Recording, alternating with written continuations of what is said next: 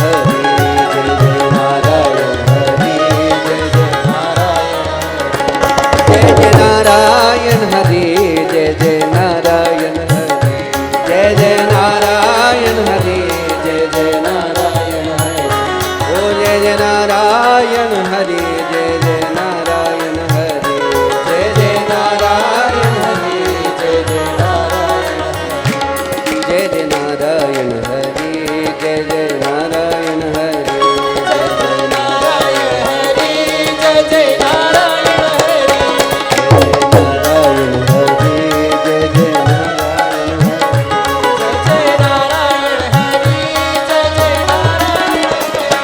जय जय नारायण हरि जय जय नारायण हरि जय जय नारायण हरि जय जय नारायण ओ जय जय नारायण हरि जय जय नारायण हरि जय जय नारायण हरि जय जय नारायण हरि जय जय नारायण हरि जय जय नारायण हरि गाइए जय जय नारायण हरि जय जय नारायण हरि जय जय नारायण हरि जय जय नारायण जय जय नारायण हरि जय जय नारायण हरि जय जय नारायण हरि जय जय जय जय नारायण हरि जय जय नारायण हरि जय जय जय जय नारायण हरि जय जय नारायण हरि जय जय नारायण हरि हो नारायण हरि जय जय नारायण हरि जय जय नारायण हरि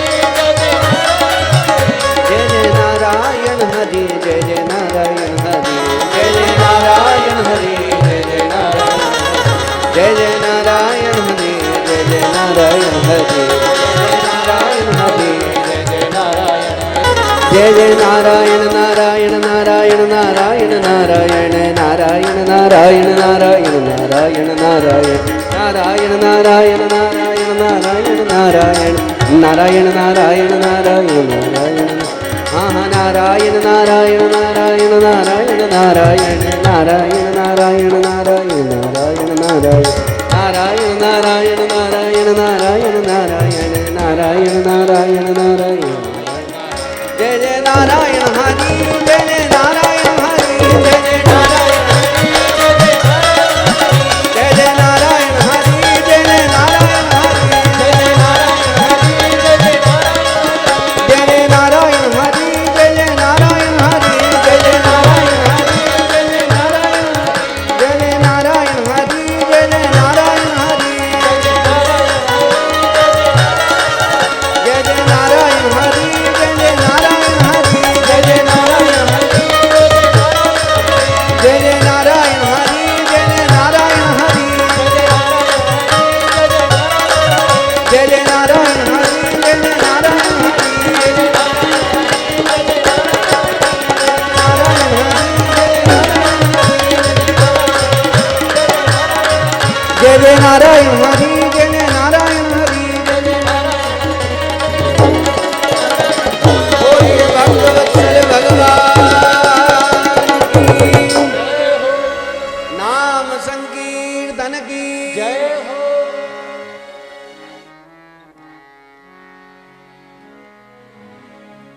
नारद जी महाराज हर समय नारायण नारायण नारायण नारायण उच्चारण करते हैं। एक देखो ध्यान दीजिए, एक बहुत बढ़िया बात बताता हूँ। परम श्रद्धेय स्वामी जी महाराज की आवाज में सुनी थी। श्री मदन मोहन मालवीय जी हुए हैं और भाई जी का संवाद श्री हनुमान प्रसाद जी पोद्दार जी का। मदन मोहन मालवीय जी ने एक बात कहा कि भाई जी, बोले मैं एक आपको बात बताने जा रहा हूँ, बहुत ही बढ़िया बात है। तो भाई जी ने कहा बताओ। बोले नहीं नहीं, बहुत ही बढ़िया बात है। बोले फिर बताओ, जल्दी बताओ। अरे मेरी माँ ने मेरे से कही और बहुत ही बढ़िया बात है, बहुत विशेष बात है। अब भाई जी की बहुत उत्सुकता हुई, फिर बताओ क्या बात है। तो बार बार कहते ऐसे उत्साहित होकर के कहते हैं कि वो बहुत ही बढ़िया बात है, बहुत ही बढ़िया बात है। बोले बताओ।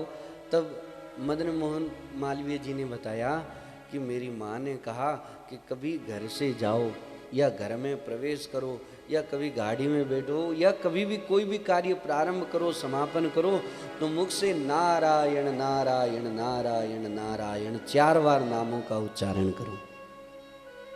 कितनी बढ़िया बात है, मेरी माँ ने मेरे से कही और मैंने आपसे कही है ये बात। तो भाई जी भी इस बात का ध्यान रखते थे और फिर स्वामी जी महाराज भी इसी बात का ध्यान रखते थे। महाराज जी रूम से भी निकलते तो नारायण नारायण, प्रवेश करते भी तब भी यही कहते। ऋषिकेश में संत निवास 2-3 मंजिल का था, तो उसमें ऊपर फिर महाराज जी भ्रमण करने के लिए आते तो लिफ्ट से जाते, लिफ्ट से आते, तो लिफ्ट से जाते हुए भी नारायण नारायण बोलते, उतरते हुए भी बोलते। और कितना लाभ है नारायण नाम में, सो तो अजामिल का प्रसंग आपको ध्यान में ही है और कहने की आवश्यकता ही नहीं। और नारद जी महाराज सतत इस नाम को अपने मुख पे रखते हैं और जपते रहते हैं। नारद जी महाराज पधारे, व्यास जी महाराज प्रसन्न हो जाते, खड़े होकर के उनका आदर किया, बैठाए। नारद जी ने कहा, व्यास जी आप ऐसे उदास क्यों हैं, क्या बात होगी? व्यास जी ने कहा, मैंने लिखा तो बहुत है लेकिन मन को संतोष नहीं हुआ।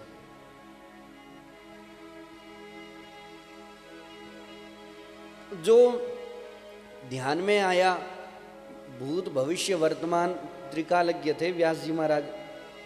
जो बीता हुआ उसको भी जानते थे, जो वर्तमान में चल रहा वह भी जानते, जो आगे होने वाला है उसको भी जानते।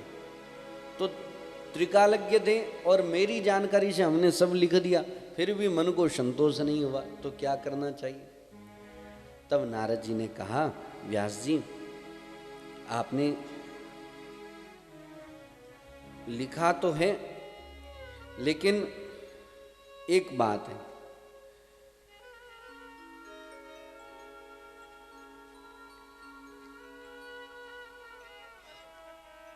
भवता नुदित प्रायम यशो भगवतो मलम ये नहीं वासो न तुष्येत मन्ये तद्दर्शनम खिलम। आपने बहुत कुछ लिखा लेकिन भगवान के निर्मल यश का गान नहीं लिखा, भगवान का यश नहीं लिखा है, इसलिए आपको अभी मन को संतोष नहीं हो पा रहा है। जैसे आप कोई चित्र बनाने वाला है और बहुत सुंदर चित्र बनाता है, तो बहुत सारे व्यक्तियों का बना दिया लेकिन उससे उनको प्रशंसा हो जाएगी या कोई पारितोषिक जो फल है वह मिल जाएगा। लेकिन वही यदि चित्र भगवान का बना दिया होवे तो कितने लोग उसको प्रणाम भी करेंगे, कितने लोग उसका सम्मान भी करेंगे, कितने लोग वो भी बार बार देखेगा तो उसमें नयापन लगेगा, नया भाव उनको जागृत होगा। तो भगवान से कोई चीज जुड़ जाती है तो वह और विशेष फलदायी हो जाती है। तो ऐसे ही बहुत सुंदर कोई लिखने वाला हो, बहुत सुंदर, लेकिन बहुत कुछ लिखे भगवान की महिमा नहीं लिखे तो संत लोग उसको गाते नहीं। और वही शब्दावली में बहुत कोई विशेषता नहीं है लेकिन भगवान का भजन ही लिख देवे तो सब लोग उसको गाते हैं। नटवर नागर नंदा भजो रे मन गोविंदा, नटवर नागर नंदा भजो रे मन गोविंदा। तू ही नटवर तू ही नागर, नटवर तू ही नटवर तू ही नागर, तू ही नटवर तू ही नागर।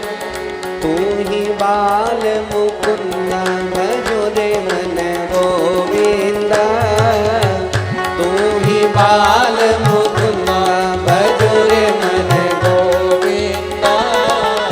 ओ भजन तो हैंगा ना आवे बज गाओगा नहीं।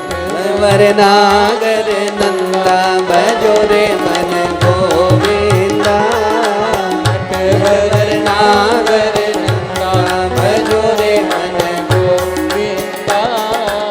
सब देवन में कृष्ण बड़े हैं, सब देवन में कृष्ण बड़े हैं। जो तारो बिच चंदा भजो रे मन गोविंदा, जो तारो बिच चंदा भजो रे मन गोविंदा। नटवर नागर नंदा भजो रे मन गोविंदा,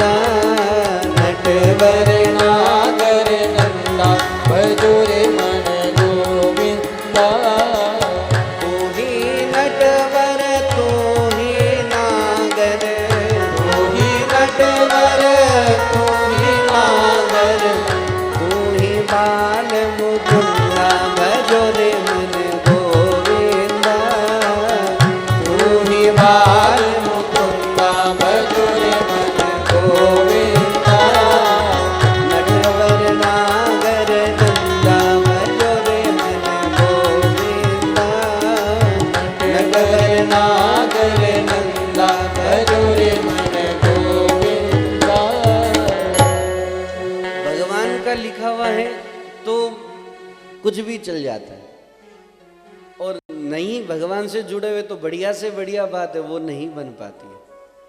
आप सुंदर से सुंदर व्यंजन बनावे और लोग पाते हैं तो ठीक है, इसमें नमक कम है, वो इसमें ये कम है, उसमें ये ज़्यादा है, उसमें थोड़ा वैसा है, उसमें ऐसा, जैसा तैसा वैसा जो भी है वो कमी आती। लेकिन वही कुछ भी प्रसाद बनावे, ठाकुर जी को भोग लगावे देवे, ऊपर तुलसी पत्र पधरा हुआ होवे, तो किसी को देते समय कहे नहीं ठाकुर जी को भोग लगा हुआ है, तो फिर वो देखो भोग की घंटी बज गई। ठाकुर जी को जो भी प्रसाद, तो फिर वो ये नहीं सोचते इसमें क्या है, जैसा भी है पा लेते। तो सभी का भाव, इस विषय का भाव यह है कि नामान्यनंतस्य यशोंकितानिय शृण्वन्ति गायन्ति गृह्णन्ति साधवा।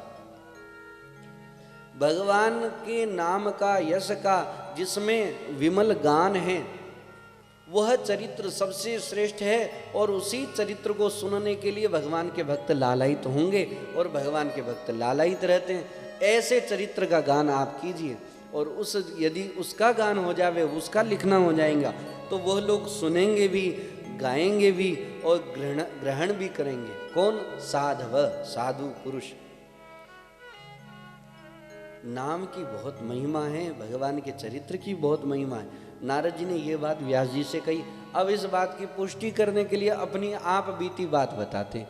क्या? कि पूर्व काल की बात है, मैं एक दासी, ब्राह्मणों के यहाँ दासी एक रहती, उसका मैं बालक हूं।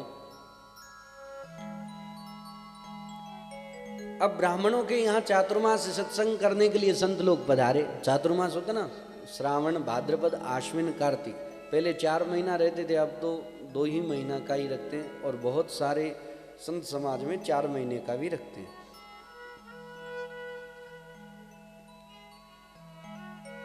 संत लोग चातुर्मास्य करने पधारे, सत्संग होता था, और दासी का पुत्र होने के नाते मुझे उनकी सेवा में रख दिया। नारद जी महाराज अपने पूर्व काल की घटना सुना रहे, और मैं उनकी सेवा में रखता। क्या करता कि संतों की सेवा में जैसे तुलसी जी का पत्र चाहिए ला करके दे देता, ठाकुर जी के बर्तन अमनियाँ होते हैं, पार्षद अमनियाँ, वो करके दे देता, और उनके बगल में बैठ जाता। वो ठाकुर जी की सेवा करते और मैं दर्शन करता रहता, और मुझे वो बहुत अच्छा लगता।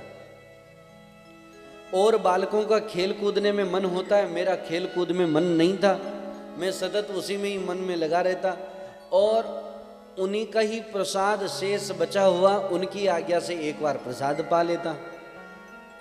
संतों की प्रसाद भी बहुत कारगर कर जाती है। शीत प्रसादी का तो बहुत महत्व है, बहुत ही महत्व है।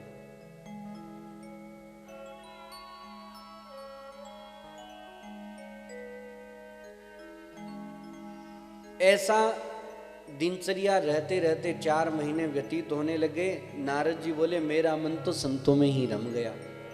अब संत जैसे ही 4 महीना के बाद में जाने लगे, तो मैं सोचा मैं भी इन्हीं के साथ चला जाता हूँ। तो जाने के लिए उद्यत हुआ, तो संतों ने कहा कि नहीं नहीं, आप अपनी माँ के एक ही पुत्र हैं, और आप ही चले जाएंगे तो माँ क्या सोचेगी कि हमने एक पुत्र को संतों की सेवा में रखा और वो भी चला गया, तो आपको तो नहीं ले जाएंगे।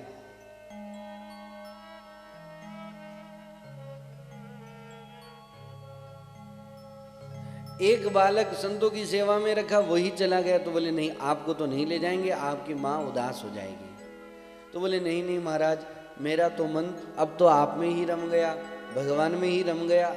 अब तो आप ऐसी कृपा करो कि मुझे साथ रख लो। तो संतों ने कहा नहीं नहीं, आप यहीं रहो। फिर संतों ने एक मंत्र दिया, उपदेश दिया, भगवान का ध्यान बताया, बोले इसको करो, इसको करना। नारद जी प्रसन्न हो जाते हैं। जिस दिशा की तरफ संत लोग रवाना हो जाते हैं, उस दिशा की तरफ खड़े रहते हैं। जब संत दिखना बंद होते हैं, तब घर पे आ जाते हैं। एक बात कहता हूँ कि कहीं संतों की सेवा का कोई बहुत बड़ा कोई स्वरूप नहीं होता संतों की सेवा का। और नारद जी क्या करते हैं, उनके जो ठाकुर जी के पार्षद होते बर्तन, उनको अमनिया कर देते। ठाकुर जी के लिए तुलसी पत्र की आवश्यकता है, संत लोग शालिग्राम जी की या भगवान की सेवा करते तो तुलसी पत्र ला के देते, पत्र पुष्प ला के दे देते, और उससे भी कितना लाभ हो जाता है, बहुत लाभ होता है कोई करे तो। जैसे अपने घर में माता पिता सेवा करे और भाई बहन छोटे होते हैं वो तो बैठ करके सेवा करे, और छोटे जो भाई बहन होते हैं वो माता पिता को सामग्री ला करके देवे, उससे बहुत लाभ होता है। कैसे कि सेवा पूजा तो भले ही माता पिता ही कर रहे हैं, लेकिन हम सामग्री जुटा के देवें तो हमारे को भी पूर्ण भाग मिलता है। अब ऐसा हो नहीं होए कि पिताजी माताजी स्वयं ही व्यवस्था करते हैं, स्वयं ही खोजते हैं, स्वयं ही लाते हैं, स्वयं ही सजाते हैं, स्वयं ही बनाते हैं, स्वयं ही पूजा करते हैं, और फिर जो स्वयं किया हुआ पूजन सामग्री उसको स्वयं ही समेटते हैं। बालक और बहनें विश्राम में रहते हैं या फिर अपने कार्य में लगे रहते हैं। माता पिता की उदारता ये रहती कि अरे आप लोग कोई बात नहीं, पढ़ाई करो, कोई नहीं हम लोग करते, पढ़ाई करो।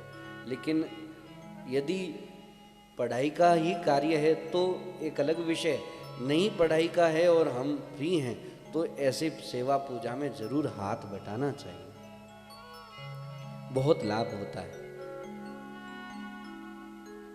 हमें क्या करना है, माँ पिताजी विराजमान हैं, बहनें भाई अब आपस में मिलकर के उनके सहयोगी कर देवे।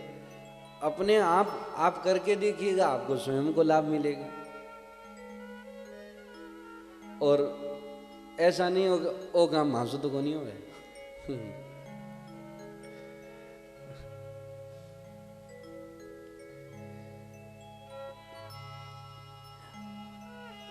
बड़ा लाभ होता है, आप लोग करके देखिएगा। नारद जी महाराज नारद जी कह रहे हैं व्यास जी से कि फिर मैं उसी मंत्र का जप करने लगा। थोड़ा समय व्यतीत हुआ, माँ ने कहा बालक बड़ा हो रहा, विवाह कर दें। हमने कहा अरे विवाह हो जाएगा फिर तो मैं भजन ही नहीं कर पाऊंगा। तो बोले क्या करें, ऐसा क्या करें कि विवाह ही ना हो। तो ऐसी हुआ पो में समय व्यतीत हो रहा था। एक रात की बात है, संध्या के समय माँ गौशाला से गो दोहन करके आ रही थी। अंधेरे में सांप के ऊपर पैर रखने से सांप ने काट लिया और माँ का शरीर पूरा हो गया। मन में दुख हुआ, माँ नहीं रही, लेकिन एक प्रसन्नता हुई कि अब भजन करूंगा। विवाह माँ ही चाह रही थी कराना। कुछ लोगों का वैराग्य आता है, कुछ लोगों को वो वैराग्य आता विवाह के बाद में, पहले नहीं आता। कि महाराज जी, और अच्छी बात ही है, सही बात तो कहने में और करने में अंतर जरूर है, लेकिन चलो मन में भी आवे ये तो विशेष बात है। भाई लोगों को ज्यादा हंसी क्यों आ रही है? लेकिन वैसे देखा जाए तो वैराग्य का स्वरूप कोई बाहर जीवन से नहीं है, हृदय से ही है। वैराग्य किस विषय से करें मुझे इतनी जानकारी तो नहीं है, लेकिन थोड़ा संकेत करता हूँ। आप घर में ही रह करके हम किसी से कुछ नहीं कहेंगे अधिकार पूर्वक, या सही है तो सही कहेंगे, गलत है तो गलत कहेंगे। इस बात को अधिकार पूर्वक नहीं कहें। कुछ दिन मौन रह करके देख लें, कुछ समय मौन रह करके देख लें कि सवेरे सवेरे किसी से कुछ नहीं बोलेंगे, या भोजन में अपने जो मिल जावे अच्छे से ठाकुर जी का प्रसाद भोग लगाया फिर पाएंगे। ऐसे ऐसे बहुत सारी, एक संध्या के समय में सब लोग बैठ करके भगवान नाम संकीर्तन करेंगे, या कभी ग्रंथ पढ़ेंगे 15-20 मिनट, जो भी एकादशी को ही सब लोग बैठ के कीर्तन करेंगे, या सभी लोग बैठ करके थोड़ी देर मौन रहेंगे। ये सब वैराग्य का ही स्वरूप है, ये भजन का ही स्वरूप है। ऐसा करके देखें। और अभी तो घर में है नहीं, आप घर से दूर ही हैं, तो अभी यही समझिए कि वृंदावन में विराजमान है और उसी आनंद में रहिए। तो 24 घंटे की दिनचर्या में भी हम उनको थोड़ा थोड़ा समय करके देखें। आजकल जैसे ध्यान होता है, उसको इंग्लिश शब्द में मेडिटेशन क्या बोलते हैं, तो जो भी ध्यान है, अब ध्यान तो दूर की बात है, लेकिन शांत होकर के बैठें, उसको ध्यान तो नहीं कहते, लेकिन फिर भी मन तो शांत होगा ही होगा, शरीर की क्रिया तो शांत होगी ही होगी। बैठें, नाम जप करें, कुछ भी अपनी दिनचर्या में एक एक मिनट का ही समय जोड़ें। 10 दिन में, सप्ताह में, 15 दिन में, महीना में एक एक जोड़ें और करके देखें। कुछ दिन करें, अपने आप आपको अच्छा ही लगेगा।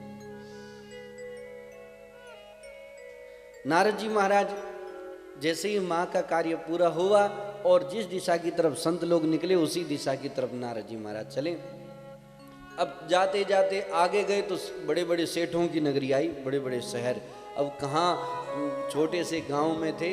अब सेठों की नगरी में यदि नौकरी में लगते तो रुपया तो अच्छा ही मिलता, लेकिन नहीं लगे। आगे गए, राजाओं के नगर भी आए, लेकिन वहाँ पे भी नौकरी में लगते तो खूब रुपया मिलते, फिर भी नहीं लगे। और आगे चलते ही चले गए, चलते ही चले गए, तो जंगल आए, जंगल नितांत जंगल भी आए, एकदम कोई है ही नहीं आसपास में, जीव जंतुओं की भयंकर आवाजें आवे। आसपास में स्वर्ण चांदी आदि गिरा हुआ दिखाई देवे, तब भी नारद जी महाराज वहाँ मन नहीं लगाए, चलते ही चले गए। जाते जाते एकदम घनघोर जब जंगल आ गया, जब कुछ नहीं दिखाई देवे, तब वहाँ एक सरोवर में स्नान करके और वृक्ष की तलहटी में नीचे बैठ करके वही संतों ने जो ध्यान बताया, उसी ध्यान को करने लगे।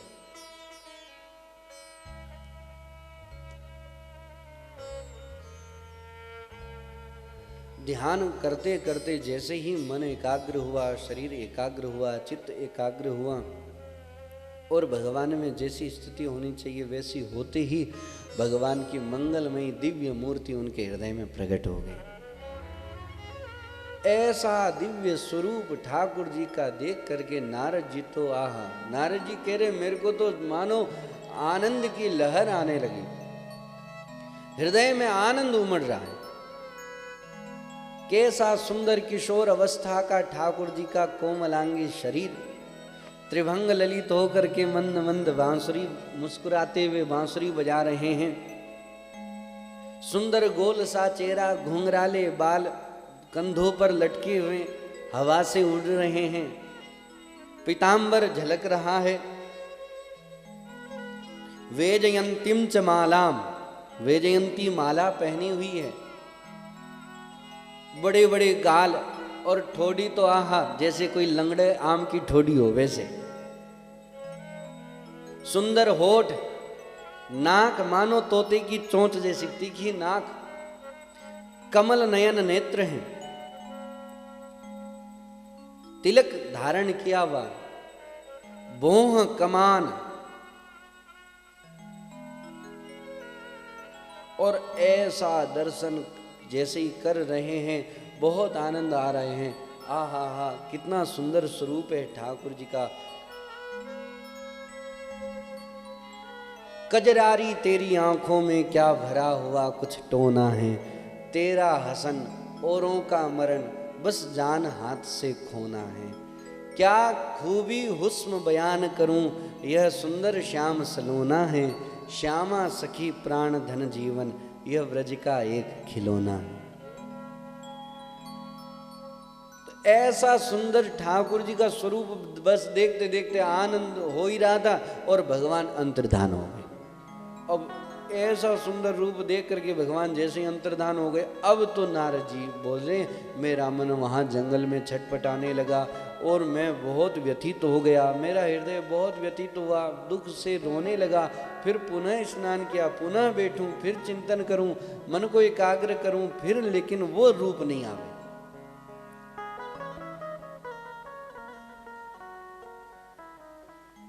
वो स्वरूप मेरे ध्यान में वापस नहीं आवे, मेरा मन बहुत दुखी हो गया। आकाशवाणी हुई कि अरे बालक, हमने तो हमारे रूप का एक बार आपको चस्का लगाया है, आप इतने लगन से लगे हो तो एक बार चस्का लगाया है, अब दर्शन नहीं होगा, जब आपका शरीर पूरा होगा तब हमारे धाम में आ जाओगे। अब नारद जी बोले मैं तो अकेला सा निठल्ला ऐसे नितांत जंगल में बैठा हूँ, क्या करता। एक उदाहरण दूँ, हम संसार की कोई छोटी से छोटी कोई वस्तु ही देख लेते हैं और इतनी बढ़िया दिव्य अच्छी वस्तु कोई मिल जावे अच्छी, और वो हम नहीं ले पाते तो उसके लिए भी मन कितना दुखी हो जाता है। अरे वो बहुत अच्छी चीज़ थी, हम ले नहीं पाए, हम चूक गए, बहुत अच्छी चीज़ थी, कई दिनों तक उसका रह जाता है। और उससे कोई भारी महंगी वस्तु हो और वो हम लेना चाहें और ले नहीं पा रहे हो, हमारे में सामर्थ्य नहीं है, तो भी उसका एक दुख होता है कि अरे वो नहीं ले पाए, क्या करें, असामर्थ्य नहीं है, क्या कर सकते, नहीं ले सकते, चाहते हुए भी नहीं ले सकते।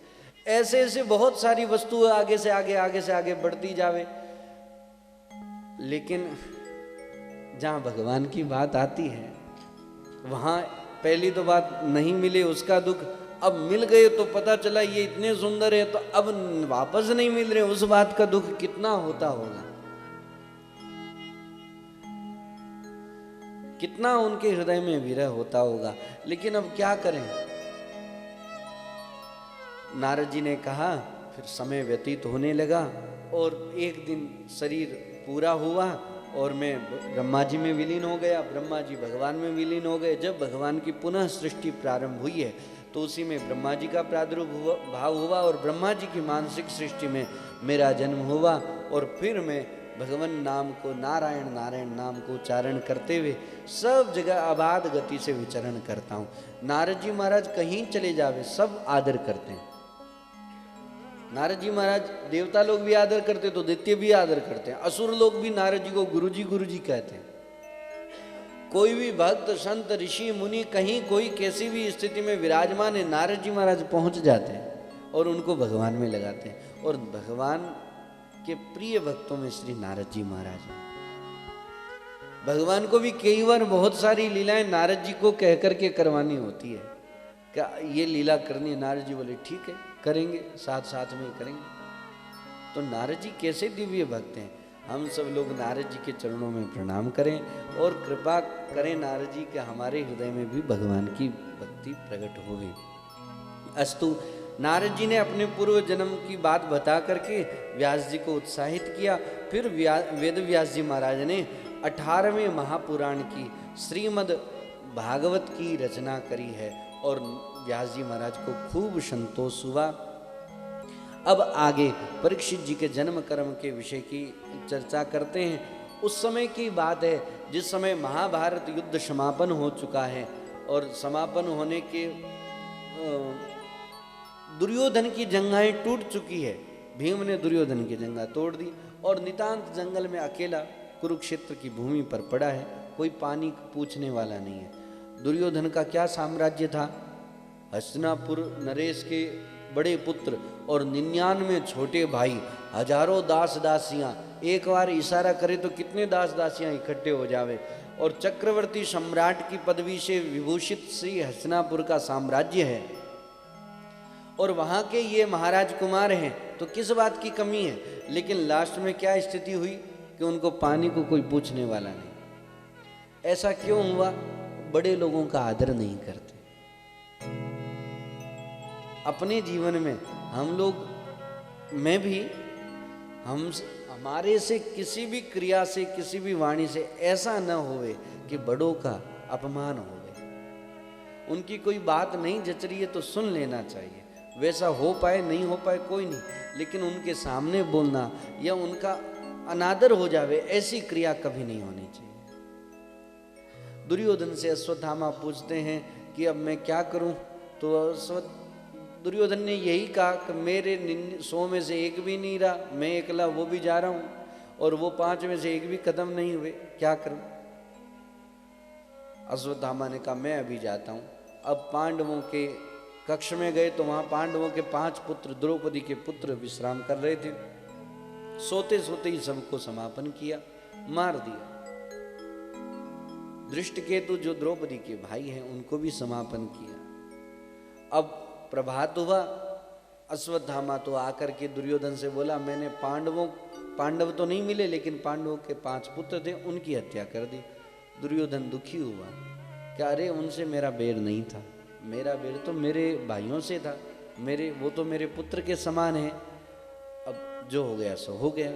प्रभात हुआ, द्रौपदी जी इंतजार कर रही हैं कि अरे पुत्र अभी तक नहीं आए, बहुत देर हो गई, अभी तक तो जग जाते हैं, आज इतनी देर हो गई अभी तक नहीं आए। बहुत समय के पश्चात रहा नहीं गया, देखने के लिए गए तो वहाँ तो मृत शरीर देखा है। द्रौपदी जी को बहुत कष्ट हुआ। पांडव लोग आते हैं, अर्जुन ने कहा अरे ये कुकृत्य किसने किया, उसकी मैं हत्या करूंगा। अश्वत्थामा का पता चला, अश्वत्थामा के पास दौड़ते हुए गए और बांध करके घसीटते हुए लेके आते हैं। और ऐसी स्थिति में जब द्रौपदी जी ने अश्वत्थामा को देखा है, अश्वत्थामा ब्राह्मण बालक है, द्रौपदी जी के हृदय में दया आ गई कि ब्राह्मण बालक हैं और ये ब्राह्मण हैं तो इनको शरीर दंड नहीं देना चाहिए, छोड़ दीजिए। आज मेरे 5 बालक नहीं रहे तो मुझे कितना कष्ट हो रहा है, ये अपनी माँ के एकलौते बालक हैं और ये नहीं रहेंगे तो इनकी माँ को बहुत कष्ट होगा, आप इनको छोड़ दीजिए। अर्जुन ने कहा मैंने तो प्रतिज्ञा करी है कि जो हत्या करूंगा, ऐसी प्रतिज्ञा करी है। भगवान ने इशारा किया, ब्रह्म बंधुर्न हंतव्यम आतताई बधारहण, ब्राह्मण बंधु की शरीर से दंड नहीं देना चाहिए, ब्राह्मण को आतताई को मार देना चाहिए। अब अश्वत्थामा ब्राह्मण भी हैं और आतताई भी है, तो क्या करें। तो अर्जुन भगवान का इशारा समझ जाते हैं, अश्वत्थामा के ललाट पर दिव्य मणि विराजमान है, उसको कटार से निकाल लेते हैं और फिर अपमान करके निकाल देते हैं। ब्राह्मण की यही हत्या मानी जाती है। अश्वत्थामा का मान मर्दन हुआ, वो दुखी होकर के बेचारा वापस आ जाता है। इधर भगवान ने विचार किया कि बहुत दिन हो गए, मुझे द्वारिका जाना चाहिए, युद्ध समापन हो गया है, मेरा कार्य पूरा हो गया, तो अब मुझे द्वारिका जाना चाहिए। द्वारिका वाले भी मुझे याद कर रहे हैं। सभी लोग भगवान को छोड़ना तो नहीं चाहते, लेकिन अब बहुत दिन हो गए तो जाना तो पड़ेगा ही। भगवान का सुंदर स्वागत सत्कार के साथ में विदाई का कार्य प्रारंभ हुआ। दास दासियां जाने के लिए, सैनिक आदि सब सज जाते हैं। रथ भगवान के लिए सजा है। 5 पांडव भगवान को विदाई देने के लिए राजमहल से बाहर निकले हैं। द्वार पर भगवान के लिए रथ विराजमान हैं, सब तैयार हैं और भगवान सबसे मिलते हैं, सभी हस्तिनापुर वासियों से। जो बड़े हैं उनसे आशीर्वाद लेते हैं, छोटे हैं उनको आशीर्वाद देते हैं, बराबर के उनसे गले मिलते हैं। सबका मान सम्मान, किसी को बोल करके, किसी के सामने मुस्कुरा करके, किसी के सामने हंस के, इस प्रकार सबसे मिलते जुलते भगवान रथ की तरफ बढ़ रहे हैं। और रथ में एक पैर रखा, अभी एक पैर विराजमान है पृथ्वी पर, एक पैर रखा, तभी एक श्वेत वस्त्र धारण की हुई स्त्री दौड़ते हुए आई और ठाकुर जी के चरणों में गिर जाती है। कृष्ण कृष्ण महाबाहो भक्ता नाम भयंकर।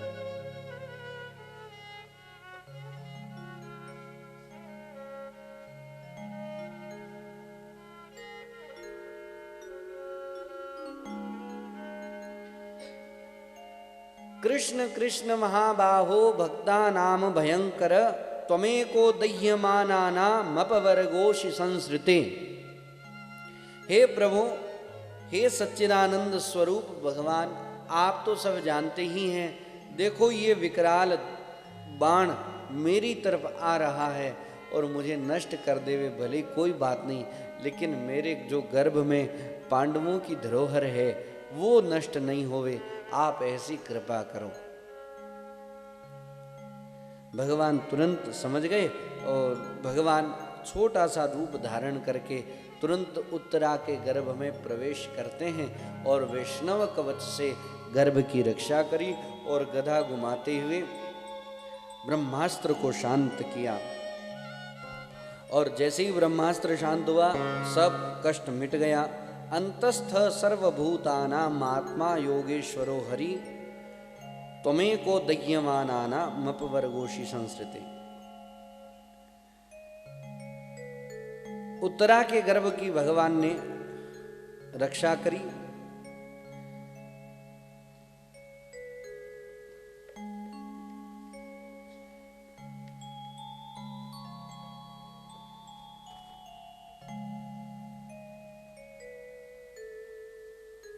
अभिद्रवति मामेश सरस्तप्ता यशो विभो कामम दहतु माम नाथ मामे गर्भो निपात्यताम। दो श्लोक हैं। एक प्रथम श्लोक पाहि पाहि महायोगिन देव देव जगतपते नान्यम त्वदभयम पश्ये यत्र मृत्यु परस्परम। पूर्व में जो श्लोक था वो अर्जुन जब अश्वत्थामा के ब्रह्मास्त्र को देखते हैं तो तब प्रार्थना करते हैं, उस श्लोक में था। ये दो श्लोक उत्तरा जी की ने प्रार्थना करी। इन दो श्लोकों से गर्भ की रक्षा होती है। तो भगवान ने रक्षा करी। अब जाने लगे, तब माता कुंती स्तुति करने के लिए आती हैं और भगवान के चरणों में प्रणाम करती हैं। भगवान संकोच से झुक जाते हैं। कुंती माता भगवान की भुआ लगती है। तो भगवान ने कहा, भुआ आप के हाथ तो आशीर्वाद देने चाहिए, ऐसे हाथ जोड़ करके खड़े रहना आपके लिए ठीक नहीं है, हम तो आपके बालक हैं। माता कुंती कहती, आप बोलते हैं सो हम मोहित हो जाते हैं और हम कुछ कह नहीं पाते, सो अब तो आप चुप होकर के हमारी प्रार्थना ही सुने। नमस्ये पुरुषम त्वाद्य मीश्वरम प्रकृते परम अलक्ष्यम सर्वभूताना मंतर बहिर्वस्थितम। हे प्रभु, आप तो समस्त जीवों के बाहर भीतर एक रस स्थित हैं, फिर भी इंद्रियों और वृत्तियों से देखे नहीं जाते हैं। ठाकुर जी इन आंखों से थोड़ी ना देखे जाएंगे और या इन चीजों से अनुभव तो नहीं हो सकता। फिर भी आप प्रकृति से परे आदि पुरुष परमेश्वर है। मैं आपके चरणों में प्रणाम करती हूँ, नमस्कार करती हूँ। देखो, भगवान गीता जी में जब बात आती है तो अर्जुन को अपना जब स्वरूप दिखाते हैं तो इन चरम चक्षुओं से भगवान को तो नहीं देखा जा सकता। दिव्यम ददामि ते चक्षु, दिव्य चक्षुओं से भगवान को देखा जाता है। ये तो सब शरीर संसार के जड़वत हैं और वो दिव्य चक्षु भगवत कृपा से या संतों की कृपा से प्राप्त होते हैं।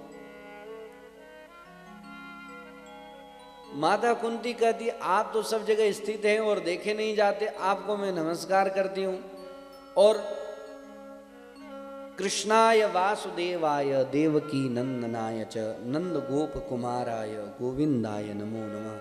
नमः पंकज नामाय नमः पंकज मालिने नमः पंकज नेत्राय नमस्ते पंकजांघ्रये। बार बार नमस्कार करती है, पुनः नमः नमः नमः बार बार प्रणाम करती है कुंती माता, इस भाव से कि मेरे जीवन में कितने कष्ट आए और आपने उन सभी कष्टों का उद्धार किया। आप जब तक साथ में थे तब तक कोई भी कार्य रुका नहीं। आज जब सारे कष्ट निवारण हो गए तो आप हमें छोड़ करके जा रहे हैं। तो मानो कुंती माता यह कहती हैं, विपदः शंतु न सस्वत तत्र तत्र जगत गुरु। विपत्ति काल में आपका स्मरण बनता है और आप तुरंत आ जाते हैं और कार्य हो जाता है। अब सारी विपत्ति समापन हुई तो आप हमारे को छोड़ करके जा रहे हैं। तो हे प्रभु, ऐसी कृपा करो कि आपकी याद बनाने वाली विपत्ति हर समय बनी रहे। ऐसी विपत्ति जो सतत आपको याद कराए, ऐसी विपत्ति सतत बनी रहे। कुंती माता यह कहती।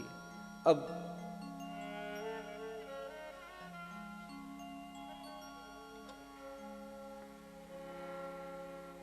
भगवान के पास में विपत्ति है जो विपत्ति देवे।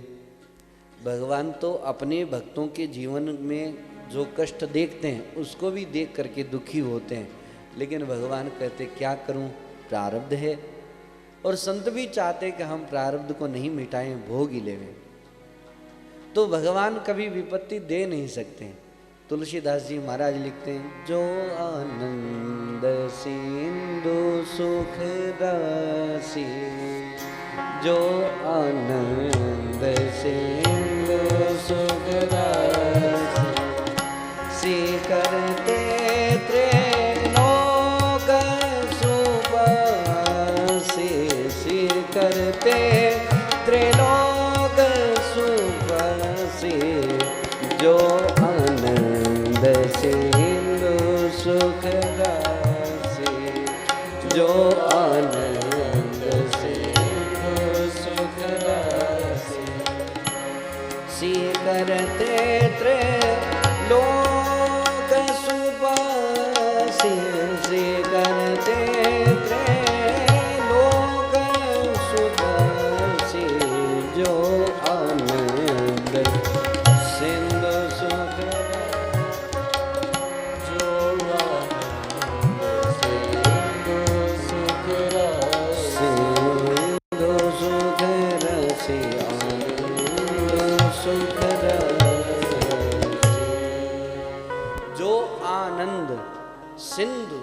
सुख राशि, जो आनंद के सागर हैं, सिंधु सागर हैं और सुख के राशि हैं, उनके पास में दुख कहां से आएगा।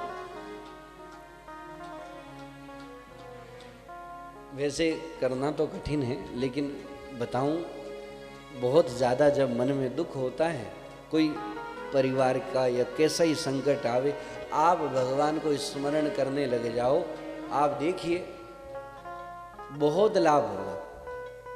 जैसे कोई मन में कष्ट है तो हम नाम जप करें तो राम राम राम राम राम राम राम राम राम राम राम राम तब तक करते जाओ जब तक वो चिंतन नहीं मिटे, तब तक करते ही रहो। एक बार करके देखना, 1 घंटा 2 घंटा 3 घंटा 4 घंटा 5 घंटा, जब दूसरा कोई कहने वाले तो है नहीं, और जब ऐसा लगे थक से शरीर गिर जावे तब तक करते रहो, या फिर नींद नहीं आवे तब तक करते रहो। और जब आप देखना उसके बाद वो बात आपको याद ही नहीं रहेगी।